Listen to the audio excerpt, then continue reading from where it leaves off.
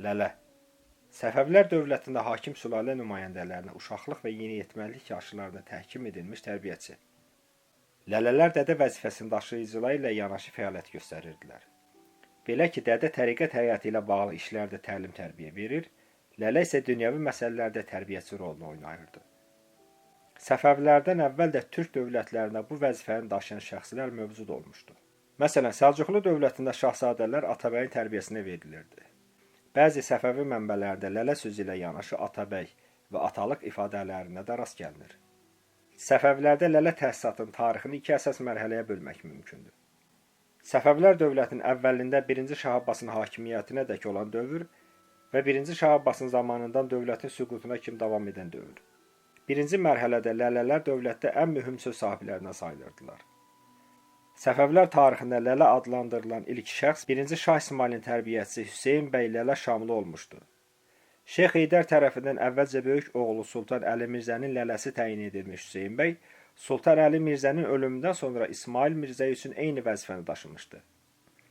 Bundan sonra hakim sülalənin hər yerə doğulmuş körpəsinə qızılbaş türk sərkərdələrinin birinin lələ təyin edilməsi ənənə halını aldı. Maraqlıdır ki, şahlar təkcə oğul övladları üçün deyil, qız övladları üçün də lələ təyin edirdilər.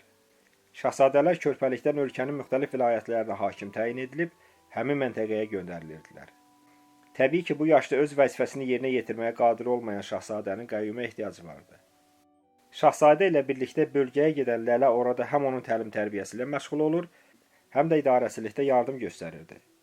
Lələnin əsas vəzifəsi şahzadəni gələcək şah kimi yetişdirmək, dövlət idarəçiliyin sirlərini ona öyrətmək, onun təhsil və hərbi hazırlıq prosesinə nəzarət etmək idi. Adətən şahzadə hansı tayfanın mənsubu olan lələdən tərbiyə alırdısa, həmin tayfaya daha çox bağlanır və hakimiyyətə keçdikdən sonra da bu tayfanın mənsublarına daha çox etibar edirdi. Əksinə qəyyumluq mərhələsini öz lələsi ilə yola getməyən şahzadələrdə lələnin mənsub olduğu tayfaya qarşı nifrət və etimadsızlıq yaranırdı. Lələ vəzifəsini daşıyan şəxslər adətən böyük dövlətdə böyük ixtiyar sahibi olur. Şahın etibarından istifadə edərək öz qohum və dostlarını yüksək vəzifələrə yerləşdirirdilər. 1-ci Şah İsmailin lələsi Hüseyn bəy Lələ Şamlı, 1-ci Şah Təhmasibin lələsi Div Sultan Rumlu, Şah Məhəmməd Xudabəndənin lələsi Məhəmməd bəy Şərəfəddin oğlu Təkəlü, 1-ci Şah Abbasın lələsi Əliqulu xan Şamlı yüksək nüfuz sahibi idilər. Lakin bu nüfuz lazım olan anda onların cəzalanmasına mane olmurdu. Məsələn, 1-ci Şah İsmailin lələsi və dövlətdə şahdan sonra 1-ci Sima sayılan vəkil mənsəbinin sahibi Hüseyn bəy Lələ Şamlı 1507-ci ildə bütün üstünlüklərindən məhrum olaraq həm vəkil, həm də Əmirül-Üməra, yəni baş komandan vəzifələrini itirdi. 1-ci Şah Təhmasib üzərində güclü təsiri olan, lələlikdən əlavə həm də vəkil vəzifəsini daşıyan Div Sultan Rumlu 1527-ci ildə 13 yaşlı şahın əmri ilə aradan götürüldü. Tarixi mənbələrdən məlum olur ki, bəzən eyni şahzadəyə bir neçə lələ təhkim olunur. Bəzən də bir qızılbaş əmri iki şahzadəyə lələlik edirdi. Bəzən qeyri-türk mənşəli əmirlərdən də şahzadələrə lələ təyin olunurdu. Məsələn, 1-ci Şah Abbasın oğlu Hüseyn Mirzənin lələsi Kürd mənşəli Budaq xan Çigini, Şah Məhəmməd Xudabəndənin oğlu Təhmasib Mirzənin lələsi isə Gürcü mənşəli Keyxosro bəy idi. 1-ci Şah Abbasın həyata keçirdiyi islahatlardan sonra sarayda qeyri-türk mənşəli xidmətçilərin nüfuzu xeyli artmışdı. Şahzadələrin tərbiyəsi hərəmxana daxilində həyata keçirilirdi.